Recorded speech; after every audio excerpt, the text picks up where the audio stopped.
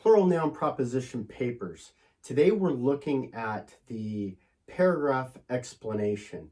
And so we think plural noun propositions are absolutely essential in your educational process. This is why we try to assign them in almost everything that we do, because we know that the more you practice, the more you develop, the more you understand how to take in information, synthesize it, use your critical thinking skills, and then be able to repeat it to somebody else, be able to argue it, be able to summarize it, be able to debate it, be able to synthesize it, becomes absolutely critical in your educational process. And so today we want to look at, well, what is maybe some explanation behind these sentences? And so remember, we're determining the proposition of a paper, we're composing an outline, we're preparing the body, writing the introduction, and formulating the conclusion. But what are the sentences? How does this actually unfold? That's what we want to take a look at today. It always begins with, you've got, let's say, your Cornell notes, you've brainstormed, you've come up with three, could be one word, simple points. Just start it simple, start it basic, start with a word, take that one word, develop it into a sentence, right? So you've got one word, one idea, one thought, one argument. Now you're going to write a sentence that's going to support or articulate your proposition, your position, your argument. Okay, write down those three sentences. Then those key three sentences become your main headers, right? Those are your three main headers, Roman numeral 1, 2, and 3. And then you're going to start writing the sentences that fill out the meat of the bones, right? That support your position. So these are the details. These are the points of controversy. These are the points of clarification, definitions, adding facts, quotes, illustrations, questions. This is how you start formulating your sentences. And again, we can start with just one word ideas as the Roman numeral, develop that into a complete sentence, and then do it again. Come up again with maybe your A and your B subheadings. Those can start off as one word. Remember, this is a rough draft for you. You're just taking down the notes. And so the rough draft, the brainstorming, that's all part of the process of learning and developing, not just coming up with a finished product. If you just skip the steps, I guarantee your finished product, it'll be sloppy, it won't be clean, it won't be concise, it won't be articulate, it won't be persuasive.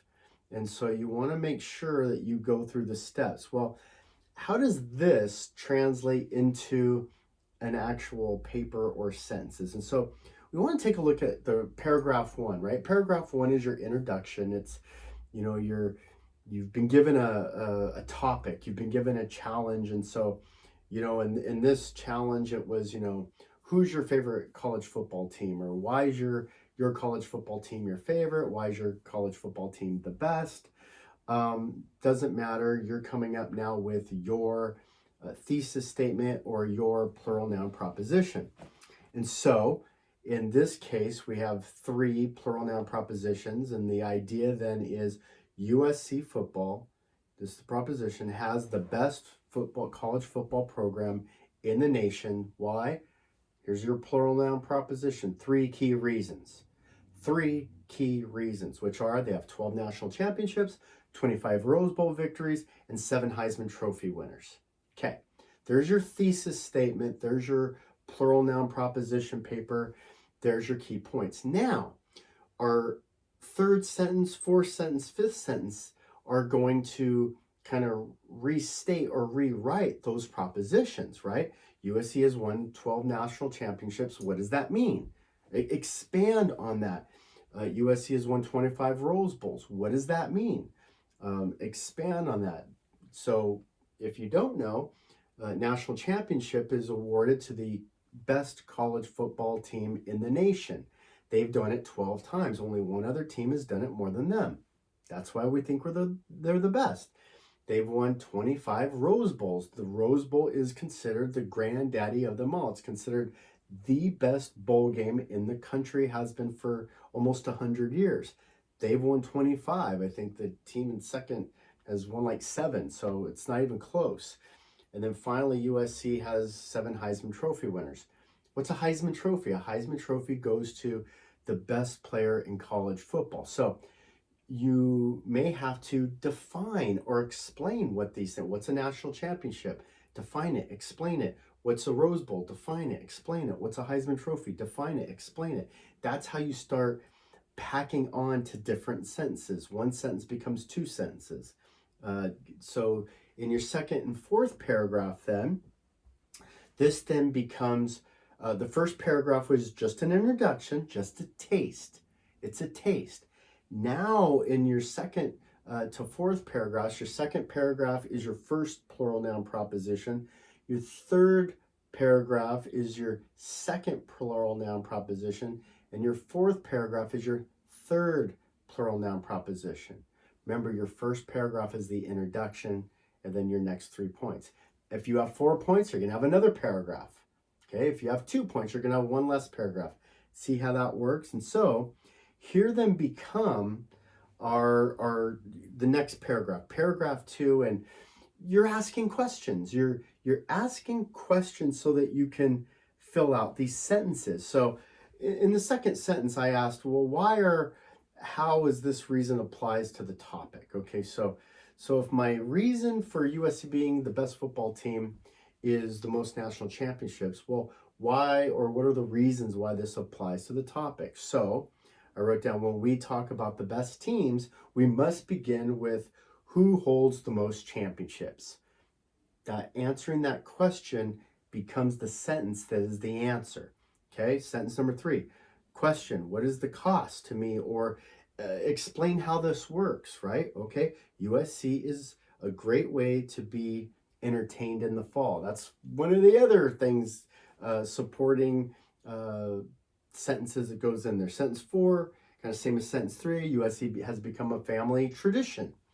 Okay, that's one of the reasons why, I love USC football. I think they're the best, and why my family enjoys it. And then it's the 5th sentence, kind of going back to what's the benefit to me and my family. I've enjoyed 40 years of watching USC football with my father and now my son. So see how we can start adding on to the elements of, yes, I think they're the best because they won the most national championships, but there's also a value, there's also an impact on my family in these different ways. So that adds to the sentences. You'll notice that in the final paragraph, there's, you're writing the conclusion, you're bringing it home. Okay, so you'll see sentence 1, 2, 3, 4, 5. There may be 3 sentences, 4 sentences, 5. This is your conclusion. What are the questions that you're answering or driving home for your conclusion? Wrap up your ideas, all right? 1 or 3, 1 to 3 in one statement. No other team in college football has as rich of a history in winning national championships, Rose Bowls, Heisman trophies. What I did there is I wrapped up, I restated essentially my proposition. Another sentence, restate or summarize the thesis, right? USC is the most decorated college football team in America. Third sentence, tell me why I should agree with you. Why should you agree with me about USC football? USC ranks in the top 3 in every category of importance that measures success. That's why you should agree with me. The 4th sentence, kind of finishing up, USC also, by the way, has the most NFL Hall of Famers, players in the NFL, and ranks in the top 10 of all-time victories. Maybe a 5th sentence might be countering somebody else's argument. You know that there are Alabama fans out there, and they say, hey, what about us? We think we're the best. And I'm going to say there's only one team that compares to USC, and that's Alabama. I'm conceding that. But that's because in the last 10 years, USC has been rebounding from an unfair probation. So there's my bias, and just adding more to the final statements that I'm making. So When we talk about our plural noun proposition papers, okay, it's a basic structure and format that we're trying to get you to understand and repeat. Understand that your paragraphs, your first paragraph is an introduction, your last paragraph is a conclusion, and the paragraphs in between are your points from your plural noun proposition. And then those points become your argument, your debate, your proof, your conclusions, your statements, your facts, your opinions. That's how we build and create this paper that we call plural noun propositions.